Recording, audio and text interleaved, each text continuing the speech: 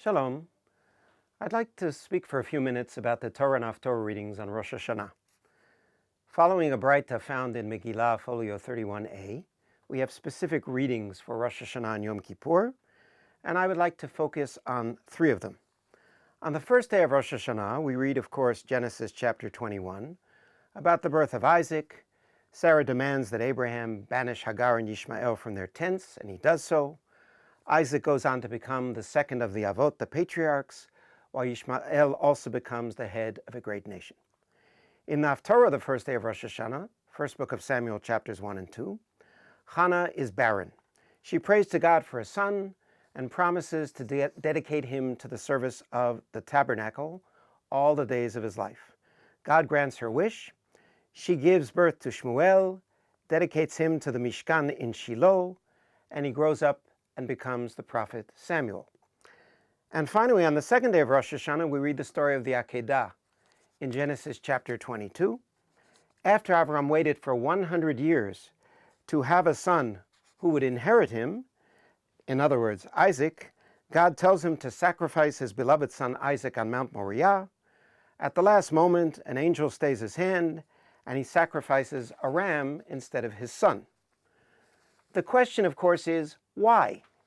Rosh Hashanah is called Hayom Harat Olam. This day the world was called into being. It's the birthday of the world. Well, you would expect that on the birthday of the world we would read the story of creation from Genesis chapter 1. Why instead do we read these complicated family stories about a few specific fathers and mothers and children? I would like to reply with 4 answers. One classic reply is that Rosh Hashanah is Yom HaZikaron, the day of remembrance, and 1/3 of the Musaf service on Rosh Hashanah is dedicated to Zichronot, or verses of remembrance. Indeed, in the tractate of Rosh Hashanah, folio 10b, Rabbi Eliezer says, "Berosh Hashanah nifkeda Sarah, Rachel, v'Chana," that on Rosh Hashanah, Sarah, Rachel, and Chana conceived their children. Genesis 21 begins, Vadonai pakaret Sarah kasher amar, and God remembered Sarah as he had promised.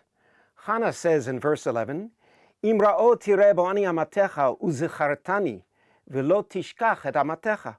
If you will look upon the suffering of your maidservant, and will remember me, and not forget your maidservant. And later on, Vayedai Elkanah et Chana ishto, vayizkereh Adonai. And Elkanah knew his wife Hannah, and the Lord remembered her.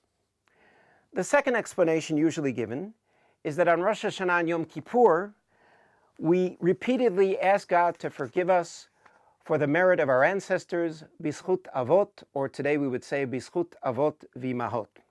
And thus, for example, at the end of the Zichronot section of Musaf, we say V'akedat Yitzchak lezaro hayom berachamim tizkor.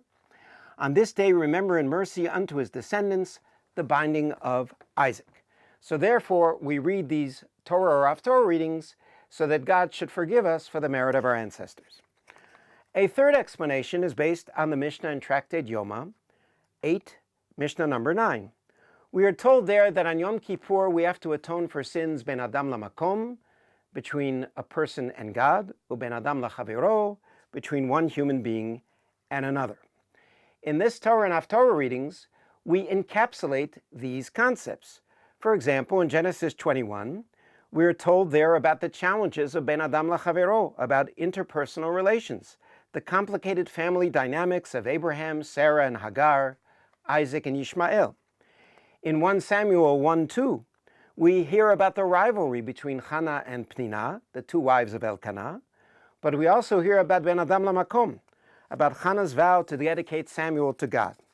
And in Genesis 22, the Akedah, we also read about ben adam lamakom, Avram's test regarding his faith in God.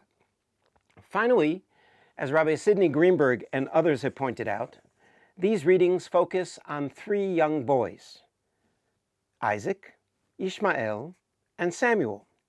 This reminds us of a classic teaching in Mishnah Sanhedrin chapter 4. Shekol ha'me'abed nefesh achat ma'aleh alav ha'katuv ki'ilu ibed olam maleh, v'chol ha'mekayem nefesh achat ma'aleh alav ha'katuv ki'ilu kiyem olam maleh. A person who destroys one human life, it's as if he had destroyed the entire world. a person who sustains one human life, it is as if he had sustained the entire world. We must treat each child and each human being as if he or she is equal to the value of the entire world. As we listen to these immortal stories on Rosh Hashanah, let us think about these 4 lessons. The first, that God remembers. The second, that God should forgive us for the merit of our ancestors. The third, that we need to ask forgiveness both from God and from our family and friends. And finally, may we remember, as the war continues in Ukraine and other places in the world, that he who sustains one human being, it is as if he had sustained the entire world. Shana Tova from Schechter.